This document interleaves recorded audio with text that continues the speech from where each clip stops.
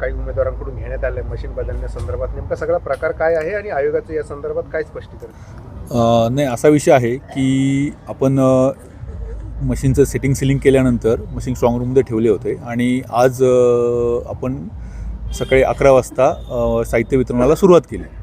आणि सर्व उमेदवार आणि पत्र आपण दिलं होतं की आपण कधी EVMचं सेटिंग सिलिंग करणार आहोत, साहित्य वितरण करणार आहोत. तर त्या संदर्भात आपण सर्व उमेदवारांना कळवलेलं होतं. आज जेव्हा आपण साहित्य वितरण केलं त्यावेळेस मतदान पथकांनी साहित्य ताब्यात घेतल्यानंतर मॉकपोल घेऊन बघितलं आणि त्याच्यात 4 BUमध्ये मशीन काम करत असताना किंवा लाईट लागत नाही अशी त्यांना आढळून आलं. तर त्यानंतर मग आपण जे रिझर्व मशीन होते, जे उमेदवारांसमक्षच आपण सेटिंग सिलिंग केलेले होते, ते मशीन त्यांना बदलून देण्यात आले आणि जे मशीन बदलले त्याचं रीतसर पत्र आपण संबंधित उमेदवारांना कळवलं आणि त्यानंतर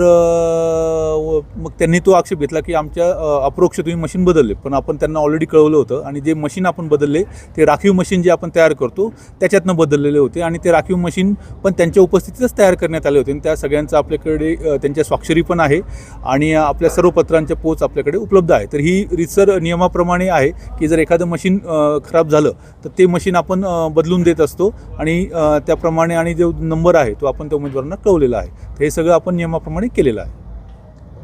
आणि त्यांना तेही सांगितलं की उद्या सकाळी 6:30 वाजता मॉकपोल होणार आहे आणि मॉकपोल हे उमेदवारांना त्यांच्या प्रतिनिधींसमक्षच होणार आहे आणि तिथे ते पूर्ण प्रक्रिया आणि त्याच्यानंतर सील होईल आणि त्याच्यानंतर मग परत मतदान प्रक्रियेला प्रारंभ होणार आहे. त्यामुळे त्यांना तिथे पण उपस्थित राहून त्याची खात्री करायला संधी आहे.